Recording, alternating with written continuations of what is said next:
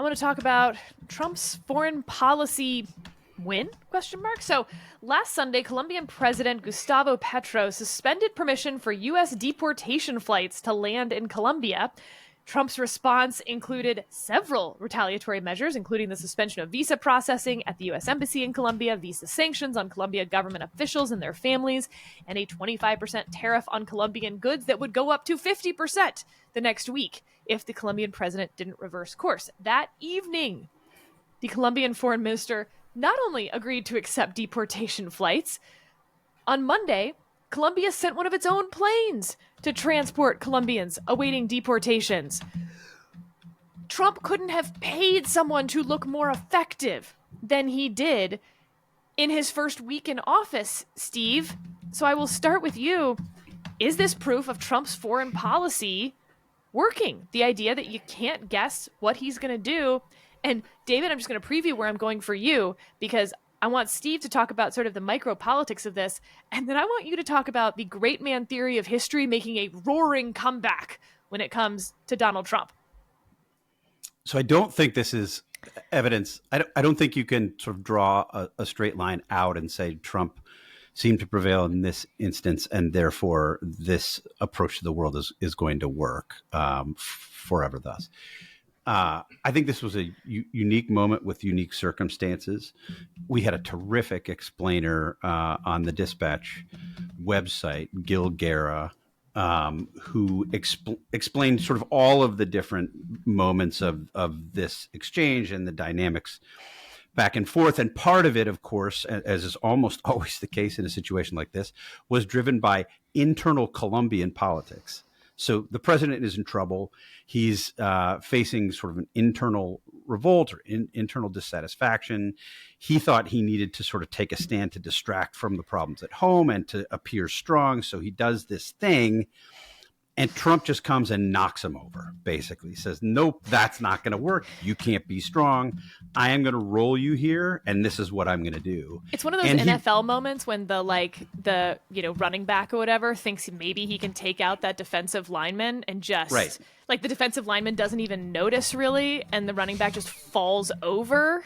Yes, that is exactly what it was like. I mean, it was really this moment. So Trump, I mean, there's no downs. There was little risk for Trump to threaten what he was threatening. The dispute was more or less over how these Colombian migrants were going to be delivered back to Colombia, whether it was going to be commercial charters, whether it was going to be military planes. And the president of Colombia wanted to ensure, he said, that these returning migrants would be treated with dignity, and he didn't think that our military flights would do that. And Trump basically said, like, we'll tariff the whole thing. And I think he prevailed. It was the Colombian president gave a long and sort of rambling statement, sort of challenging Trump, taking him on, making threats, and Trump said, okay, here are these massive, we're going to tariff 25%, 50%, and we're coming after you, and there's nothing you can do about it. And in effect, what happened is the Colombian president sort of backed down. And even there was a moment at which Caroline Leavitt, the new White House press secretary, tweeted something about this being a huge win for Trump, and the Colombian president retweeted her tweet saying this was a huge win for President Trump. So I think in this moment, it was a win for Trump. The question is, of course, it's one thing to do this to Colombia. It's another thing to try to do this to China or to Europe or to Mexico or to Canada, places that have much more leverage than Colombia does. And I think, we're in this moment. Trump is going to make clear what he wants to do on some of these tariffs coming up this weekend. February 1st was the deadline. It's Tariff Saturday. Yeah. And I think, you have a business community in this country sort of bracing. They don't know what's coming. There have been hints, there have been declarations, there's been grandstanding. They don't know what's coming. They're certainly nervous about it in a variety of different sectors. So it could be the case that if Trump does the things he seems to be signaling that he's doing, that he'll get blowback not only from the would be countries that would be tariffed, but internally in the United States and important groups to his political success here at home and important members of his own party. All right, so David, big picture here. And this is a rough generalization, but generally speaking, conservatives are more likely to buy into a great man theory of history, this idea that history is shaped by the individuals who make decisions, and the left believes in sort of historical trends and some inevitability to movements and reactions and counter reactions, and that people are often products of that inevitability. Boy, I feel like Donald Trump is going to be the picture next to great man theory of history in 50 years. And this example being one of them. Another president would not have done this. Well, okay. I am somebody who has over time become more drawn towards the great man theory of history. I used to kind of scorn it. But the more that I see the power of leadership over cultures and the power of leadership over the human heart, the more I think of the great man theory of history as having a lot more validity. I don't go all in on it, but it's generally, I think, has quite a bit of validity. This stuff that we're talking about is a footnote to a footnote to a footnote to history. I mean, my gosh, the Colombia suspended deportation flights under Biden and then resumed them. You know, this is something that a lot of stuff like this sort of happens in the background of American political life, because whether or not Colombia temporarily resumes deportation flights is not a significant national moment. It is a hiccup in a relationship that is almost always ironed out relatively quickly. And so this is not significant at all. What is significant is that Trump is very adept at using his bully pulpit to make things that make him look good that are insignificant be magnified as if he's won this tremendous victory. And by unpausing a pause, which, by the way, the Biden administration did with little fanfare months before. So, but when Trump does it, he's the colossus astride the world. But then when he does something like strong arm Israel into a ceasefire agreement that may end up actually leaving Hamas in power in the Gaza Strip and defeating one of Israel's key war aims, which, by the way, will be 100 times more consequential on the world stage over time than whether or not a few military deportation flights were delayed going into Colombia, then where are we hearing about this? And this is, again, where the Democrats have real problems, because the Democrats are so torn to pieces internally over Israel and Gaza that they're unable to jump on the fact that, and also the fact that, you know, Trump was actually coming in behind a Biden ceasefire initiative and sort of reinforcing the Biden administration ceasefire initiative. This would be an opportunity for Democrats to break with Biden, which they need to do.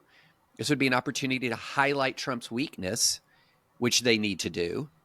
But we're talking about Colombia and bullying Canada and Denmark and Mexico because that's what Trump wants to talk about, and that's what he can command the stage to talk about.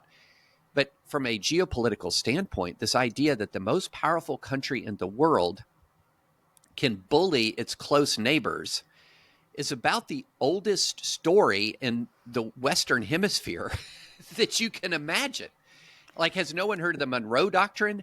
Has no one heard of all of the ways in which we have, for good and ill, intervened all up and down Central America?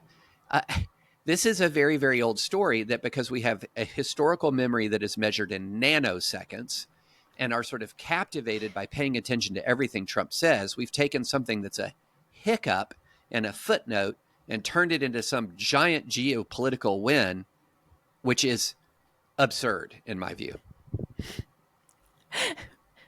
Mike, David didn't really feel strongly, so I'm curious if you wanted to weigh in and have more of an opinion. Yeah, I know. Stop staying in the, staying off the sidelines on this one, David. Look, I don't know. I mean, what is the guiding principle here with Donald Trump's foreign policy? It's strength. It's basically like chest beating and use the kind of size and power and hegemony of the United States to just kind of get what he wants in kind of every situation. I just don't see what is going to be like. If we could describe what the Trump doctrine is or what the Trump approach is, it's kind of fuzzy and it's kind of situational.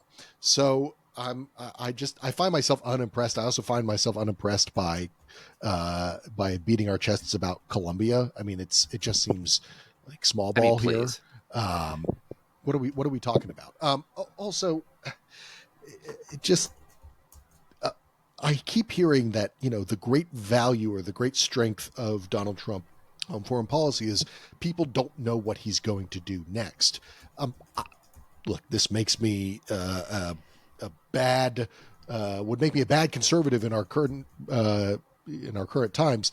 But to me, the strength of the United States when it comes to foreign policy is the stability that we offer, not the instability, not the threat that nobody knows what we're going to do. In fact, where we get our power is that countries always kind of know where we stand, and we stand pretty big and stand pretty tall, despite what some of the MAGA right like to say about how things have been going. Despite all of our failures and struggles on the foreign policy stage, that seems to be where our strength is, and Donald Trump doesn't demonstrate to me at all, this will be a surprise, that he understands that or has any respect for that. He thinks it all kind of flows through him in a way that that sometimes works for him and sometimes doesn't. I think there's a trade-off, though. I mean, when I take your point. I think what we've represented to the world, particularly in the post World War II rules-based international order, is stability, and I think that's responsible for so much of our strength. And were I choosing the way that we would operate, that would be the way that we would operate with the world. But I do think that there is an advantage sometimes to this unpredictability. And if you talk to diplomats from the Middle East, the Gulf region in particular, and they will say, we want to be with the strong guy. And if Donald Trump is sort of running around and beating his chest and saying he's going to do these things, we don't have the luxury of having the seriously versus literally debate. We have to take him literally, and we have to take him seriously. And therefore, we're going to do what we can to be on his side. And I think you've seen that to a certain extent with the behavior that we've seen from the Saudis, from UAE, from others in the region with respect to Israel. If you go back to the Abraham Accords and decision-making on Iran, I mean, certainly a lot of the Gulf Arab states are emboldened now on Iran because Trump is there and he's saying, hey, we're going to do this. And, we've got to beat our chests. Wait. Are they that emboldened on Iran because of Trump or because what Israel has done to Hezbollah, Hamas, the collapse of the Assad regime, and the decimation of Iran's? I would say one's a lot more important than the other. Yeah, but I take the point. But if you're talking to these diplomats, even in the early stages of the U.S. election, I'd say many of them wanted Trump to win because they thought they could line up behind Trump. I mean, if you saw what you saw from the Biden administration, which was preemptive capitulation on Iran, overt accommodation, enabling Iran to receive billions of dollars in frozen cash and assets, versus Trump assassinating Qasem Soleimani, who was responsible for spreading death and destruction and chaos throughout the region. There was no question. I mean, I can't do this diplomat by diplomat, but certainly the ones that I was talking to and hearing from in the region, there was very little ambiguity about who they wanted, and in part why. I mean, there are all sorts of other complicated issues.